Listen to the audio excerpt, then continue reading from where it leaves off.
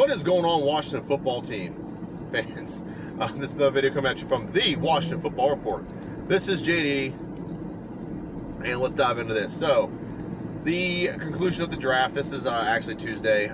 It's my anniversary, actually. I'm driving to work, and I'm doing this video about our draft. I think we had a pretty solid draft. There's definitely a theme when it comes to all the players.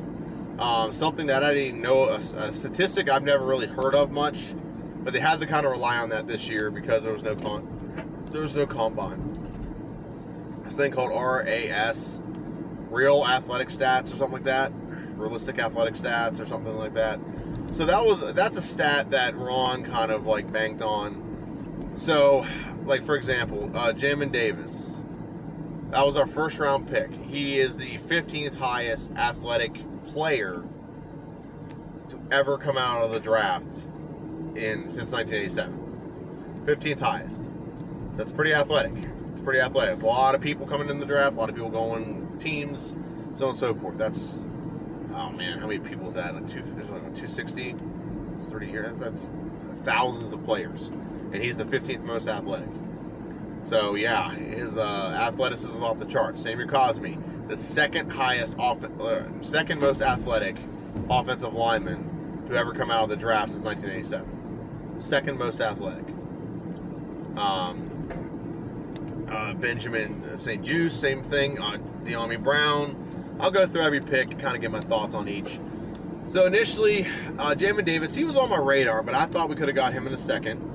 No one drafted, and there's one other linebacker taken in the first round. That was taken Micah Parsons.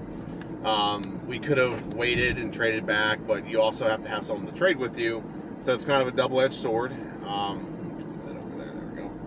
It's kind of a double-edged sword, and but Jamin Davis was definitely a first-round caliber talent. He just hadn't had as much experience. But I think Ron is going to make up for that very quickly. He's definitely a Rookie of the Year candidate already. Behind our defensive line, if our defensive line stays healthy most of the season, he's going to get 100-plus tackles. In 10 games in college last year, he got over, I think it was 109 tackles in 10 games.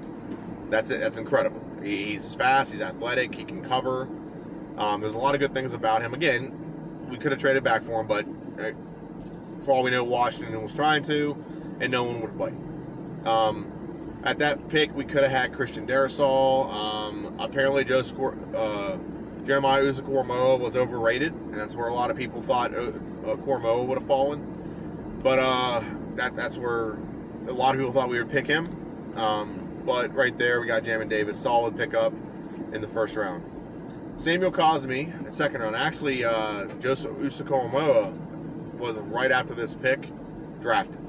So Washington could have. There were so many scenarios Washington had on the table. There was free safeties available. There was Christian Darrisaw in the first round. They could have gone Jeremiah Owusu-Koramoah here. There's a lot of options Washington had. But I think Washington went the route they went because they want athleticism. They want guys that can play immediately. They can plug in. And Samuel Cosmi has played left and right tackle, so that might be a reason why as well. With Shadiq Charles and Cornelius Lucas, eventually they could be looking to replace Morgan Moses with Samuel Cosmi. There's a lot of different reasons as to why they might draft him there. But Samuel Cosmi, like I said, he's got 30 starts under his belt. He's a very solid player, and getting him right there was very good. A starting left or right tackle. He's a starting tackle. Regardless of where he starts, he's a starting tackle. Benjamin St-Juste. I think I pronounced that right. A corner out of Minnesota. He, apparently, for all intents and purposes, they basically said they're going to try him out at safety. They're going to try him out at safety. They might have him play corner a little bit, but he's basically just going to be a jack of all trades. They're going to see which one he fits best in, and they're going to try to play him at one of those two spots. Dyami Brown is the real like crazy linchpin pick right here. The reason why this is a crazy pick is because Washington, I wasn't expecting to go receiver at all in this draft. I really wasn't. If you saw my mock draft, I didn't expect them to go that many receivers because they've spent so much money and invested so much in receiving core this offseason. I really didn't expect them to go receiving core, but I guess they really, really want to get rid of the receivers that they have from last year, or they really want just a very hard-nosed competition, and I think that's what they're going to get.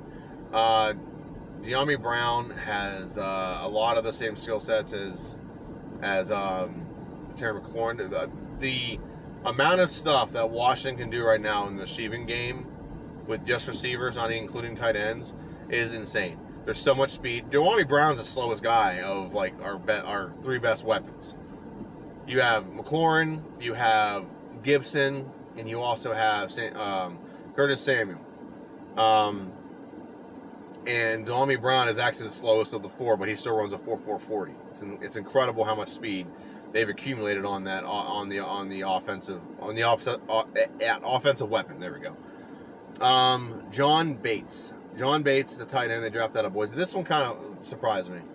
Ron said they drafted him because of his ability to block and his unselfishness about blocking. I don't understand that one. Brevin Jordan was available. He's way better. If you're looking at RAS, Brevin Jordan was more athletic. So RAS was applying to everyone up to this point, and all of a sudden we went a different route. I don't know. I'm not going to question it. Ron has his reasons. I hope he pans out, but I don't know. You could have Brevin Jordan and Logan Thomas running just controlling the middle of the field and leaving so much open for all your receivers to just run havoc. And I think you missed an opportunity there, but Ron has his reasons. Next pick, what's his name? My thing's in the way. Derek Forrester, safety out of Cincinnati. I actually like this pick a lot because Derek Forrester is a very solid player. He's a very good corner or safety. He has a lot of games under his belt. And what Ron's done here is just create a competition. Him and St. Juice are going to compete. I think Derek Forrester's a better pure safety. St. Juice is probably the better athlete. And then you're competing with Landon Collins, and you're competing with Jimmy Reeves. So there's definitely options at the safety position that Ron just wants to create the best possible competition and let the best man win. And I like it, especially because you got four guys that are not quite proven. I think Jeremy Reeves proven a little bit. Landon Collins is coming off an injury. He has to prove himself and beat out some younger guys. So I think Ron just sending the message clear that either you're going to have to beat out these younger guys to Landon Collins or convert to linebacker. I think Ron sent that message pretty clear to what's-his-face. Cameron Cheeseman, long snapper. This one, a lot of people don't have an issue with this one because they think it's a reach. We needed a long snapper. It was definitely a need.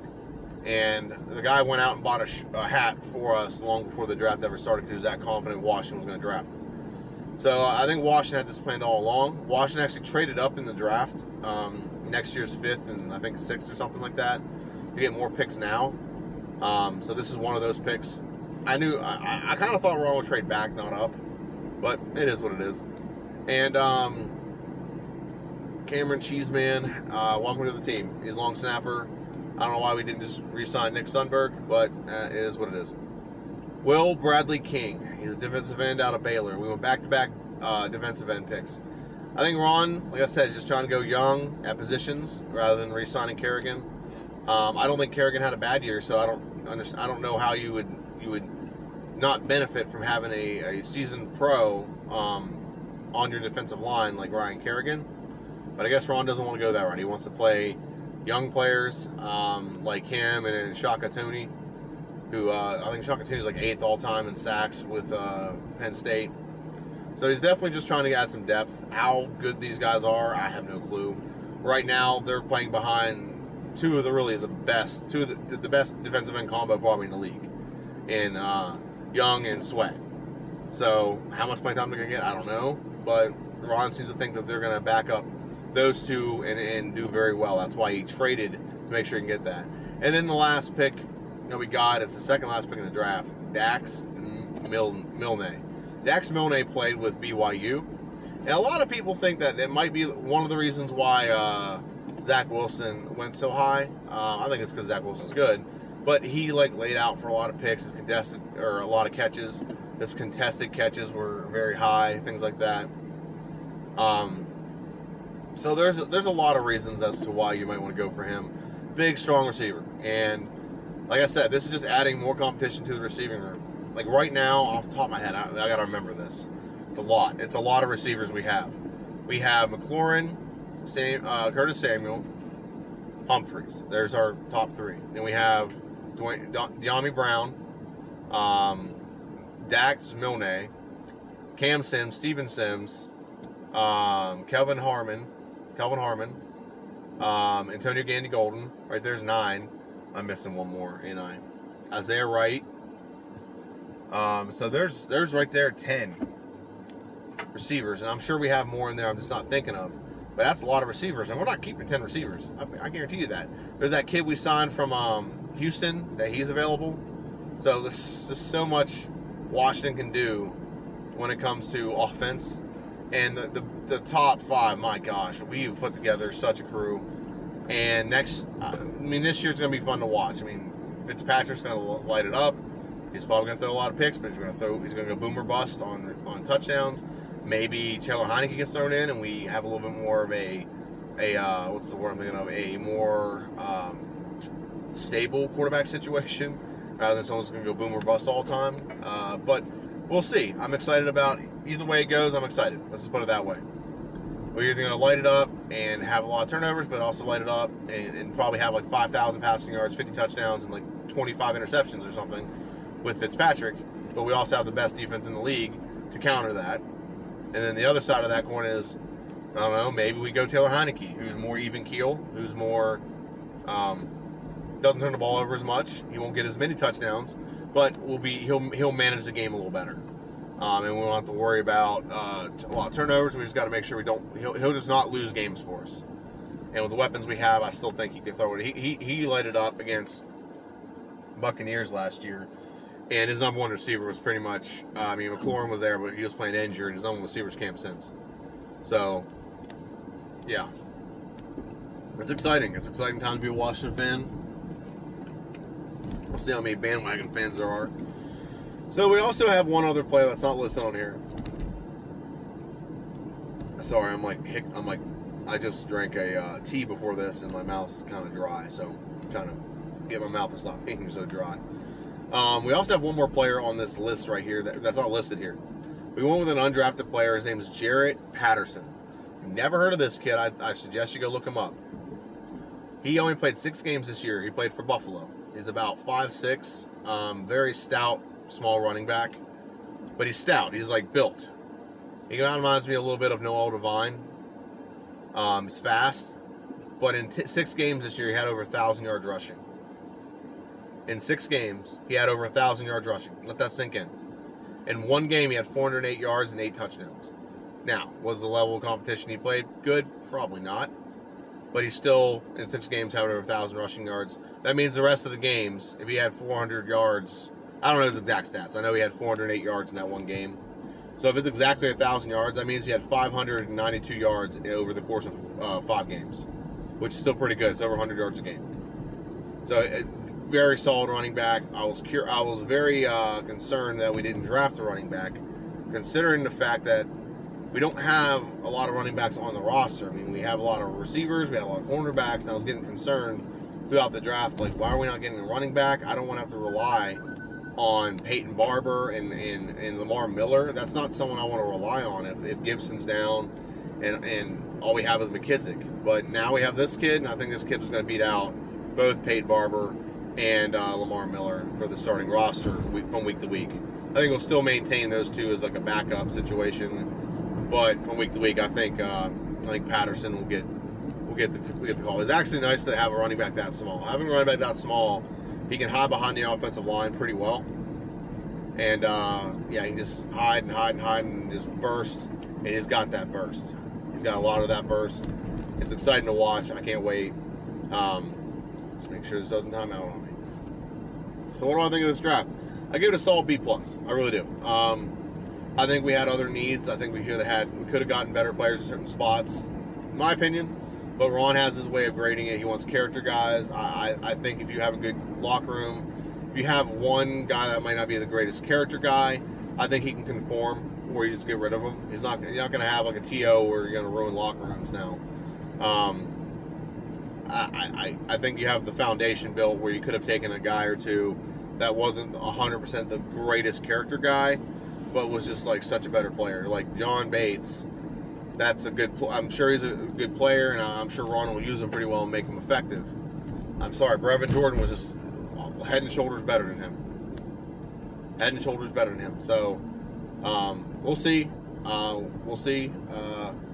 Exciting to see how this pans out. That's pretty much my video. I want to thank everyone for watching. I'll probably have the podcast out later this week as well. And everyone, go follow me on Twitter. It's WFT Report.